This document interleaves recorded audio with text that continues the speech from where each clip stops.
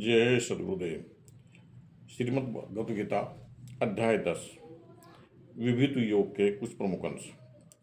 मेरी उत्पत्ति को अर्थात लीला से प्रकट होने को न देवता लोग जानते हैं न महर्षि जन ही जानते हैं, क्योंकि मैं सब प्रकार से देवताओं को और महर्षियों का भी आदि कारण हूँ।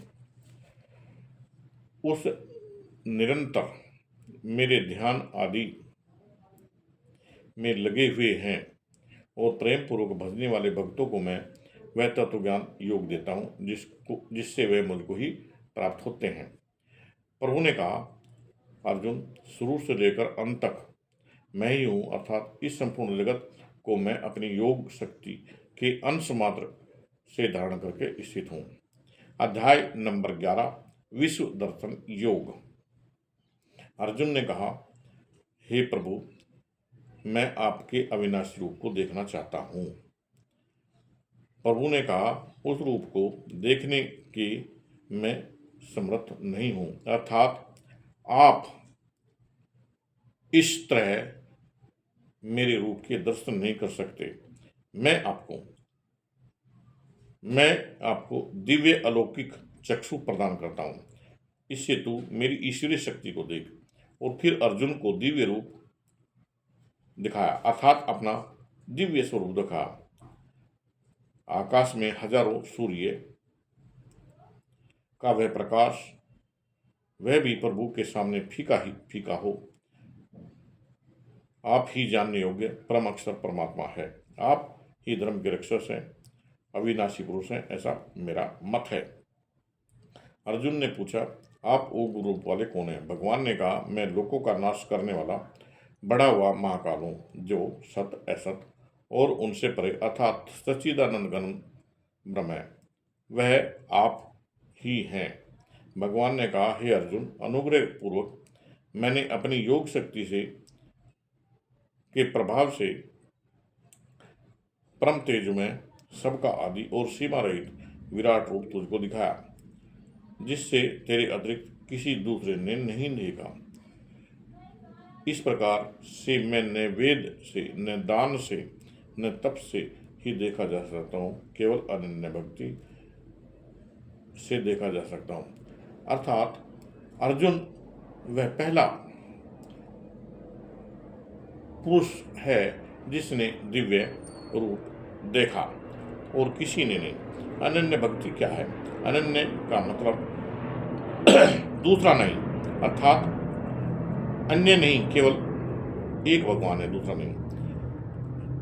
हे परमेश्वर, आपने जैसा कहते हैं यह ठीक वैसा ही है, परंतु हे पुरुषोत्तम, मैं आपके ज्ञान, ऐश्वर्य, शक्ति, बल, वीर्य, तेजस्वी ऐश्वर्य रूप उसको मैं प्रत्यक्ष देखना चाहता हूँ। प्रभु, यदि मेरे द्वारा यह रूप देखे जाना शक्य है, ऐसा आप मानते हैं, तो योगेश्वर उस अविनाशी रूप का मुझे दर्शन कराइए।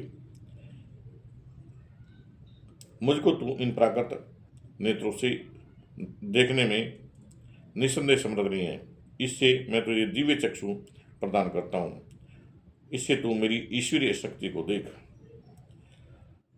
श्लोक 31 में कहा है, प्रभु मुझे बताइए, आप उग्र रूप वाले कौन हैं? हे देवगुरु श्रेष्ठ, आपको नमस्कार। आप प्रसन्न होइए। आदि पुरुष, आपको मैं विशेष रूप से जानना चाहता हूँ, क्योंकि मैं आपकी प्रकृति को नहीं जानता।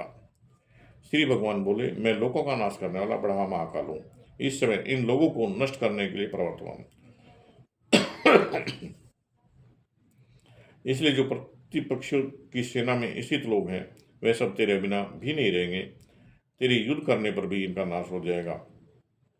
अतः तू उठ, यश प्राप्त कर, शत्रु को जीत कर धन धान्य से संपन्न राज्य को भोग। ये सूरवीर पहले ही मेरे द्वारा मारे गए हैं, सव्यचिन तू तो केवल निमित्त मात्र बन जा। अर्जुन कहता है, मैं आपको सखा, कृष्ण, साला मानता था। मैं क्षमा चाहता हूँ, मुझे क्षमा करो। आप सबसे बड़े पूजनीय हैं, आप सबसे बड़े गुरु हैं। मैं पहले न देखे हुए आपके इस आश्चर्य रूप को देखकर हर्षित हो रहा हूँ और मेरा मन भय से अति व्याकुल हो रहा है। अतः आप अपने चतुर्भुज विष्णु को ही मुझे दिखलाइए। देवेश जगन निवास प्रसन्न होइए।